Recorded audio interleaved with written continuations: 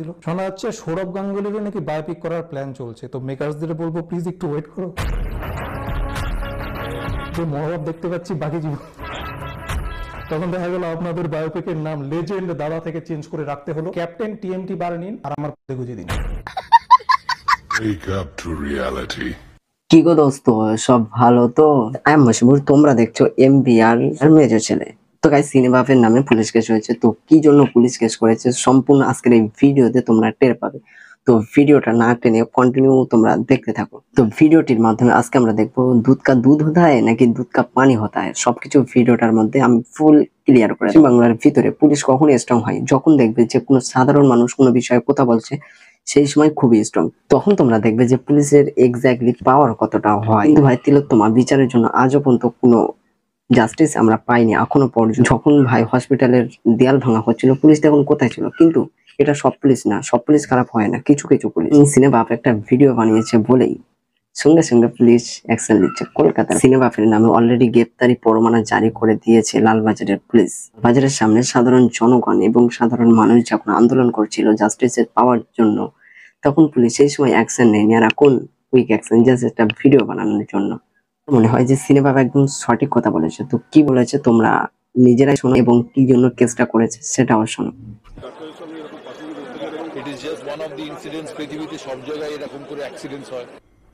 এটা অ্যাক্সিডেন্ট আবে এভারেস্ট ডিঙানো যায় কিনা দেখো না, দাদাকে তুমি কি চেনো না? একদিনে চিনলাম, তবে শেষ করার আগে মৃন্ময় দাসের বিরুদ্ধে এই লিখিত অভিযোগ জানিয়েছেন সৌরভ গঙ্গোপাধ্যায়, যেখানে এই মৃন্ময় দাস ইউটিউবার সিনেবাপ এই মৃন্ময় দাসই সৌরভ গঙ্গোপাধ্যায়কে কথা বলেছেন এমনটা জানা যাচ্ছে। লালবাজারে লিখিত অভিযোগ মহারাজের।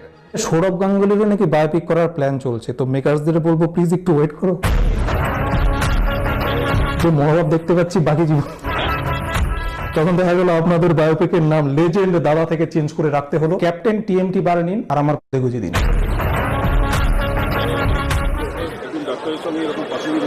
It is just one of the incidents. পৃথিবীতে সব জায়গায় এরকম করে অ্যাক্সিডেন্টস হয়।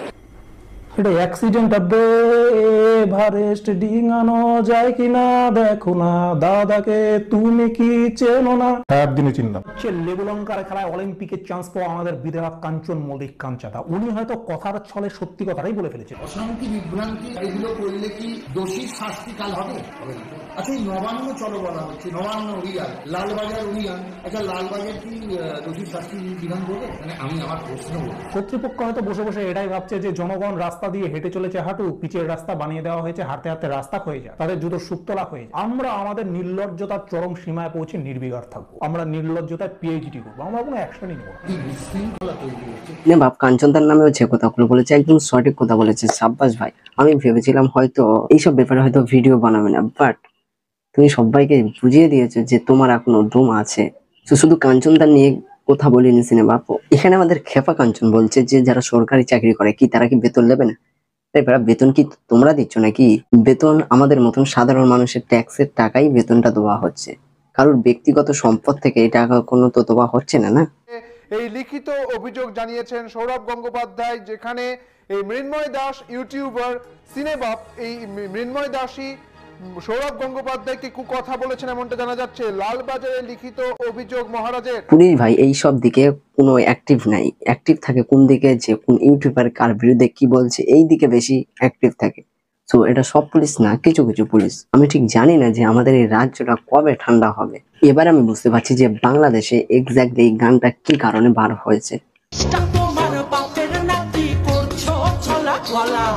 কিছু বললে ধরছো চেপে জনগণের গলা।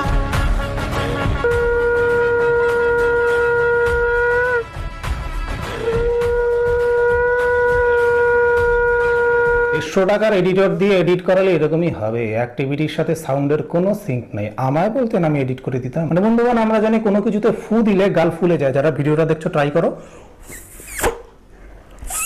আর কোনো কিছু চুষলে গাল চুপসে যায়। আর ওনার চোপসানো গাল দেখে বোঝাই যাচ্ছে উনি রীতিমতো সঙ্গটাকে চুষছেন। আমরা জানি সঙ্গে ফু দিলে আওয়াজ বের হয়, কিন্তু সঙ্গটাকে চুইসা উনি কিভাবে আওয়াজ বের করতেছেন এটা দেখে শব্দ তরঙ্গ নিয়ে গবেষণাকৃত বিজ্ঞানীদের মাথার শঙ্খ বাজে গেছে। তারা বলতেছে হোয়াট দ্য ফাটাফাটি ইনোভেশন। Tiger সত্যি গুরু কি দিলে মাইরি, আজ পর্যন্ত কোনো ইউটিউবার, যতগুলো ইউটিউবার এই দিদিকে নিয়ে রোস্ট করেছে, আজ পর্যন্ত কেউ বলতে পারেনি যে ফোন দিলে তোমার গালটা ফুলে যাবে আর চুষলে সেটা চুকসে যাবে। কোনো ইউটিউবার আজ পর্যন্ত বলতে পারেনি যে এই ট্যালেন্টটা একমাত্র গুরুর কাছেই থাকা সম্ভব। নেবে। আরে মিটিং মিছিল প্রতিবাদ করে দাবি চাওয়াটা আমাদের মতো জনগণের কাজ, আর সেটাকে পূরণ করা আপনাদের মতো সরকারি ক্ষমতাপ্রাপ্ত বিধায়ক এমএলএ এমপিদের কাজ। আপনারাও যদি একসাথে এসে নাকে কান্না শুরু করেন তাহলে অ্যাকশনটা নেবে কে? এক্স্যাক্টলি গাঙ্গুলি সিনেবাপের নামে কি কারণে কেস করেছে সেটা তো আমি বুঝলাম না। এখানে কেস করার কারণটা কি? ভিডিওতে কোনো রকম গাল বা কিস্তি কিছু দেয়নি, জাস্ট ওই কুকর্মগুলো একটু তুলে দিয়েছে, এতেই পুলিশ কেস। হায় রে। এবার অনেকেই কমেন্টে বলবে যে সৌরভ গাঙ্গুলি যা করেছে সব ঠিকই করেছে। তোমরা কমেন্ট করে জানিও সৌরভ গাঙ্গুলি কাজটা ঠিক করলো না সিনেবাপ কাজটা ঠিক করলো। একটা ভিডিও করার কারণে যদি সত্যটা প্রকাশ করা হয়, তার জন্য যদি কেস খাতি হয়, তো তোমরা কমেন্টে জানাও কোনটা ঠিক আর কোনটা ভুল। আমাদের মতন সাধারণ মানুষরা ভোট দেয় বলে আপনারা আজ এই পজিশনে আছেন, নয়তো থাকতেন না হয়তো। আমাদের জন্য আপনাদের পাওয়ারটা বাড়ছে, তাই না? যদি সেই জনগণের উপরে অত্যাচার করা হয় তাহলে আর কি হবে সেটা আর আমি বললাম না। তো ভিডিওটা আর বেশি লং করছি না, বাই।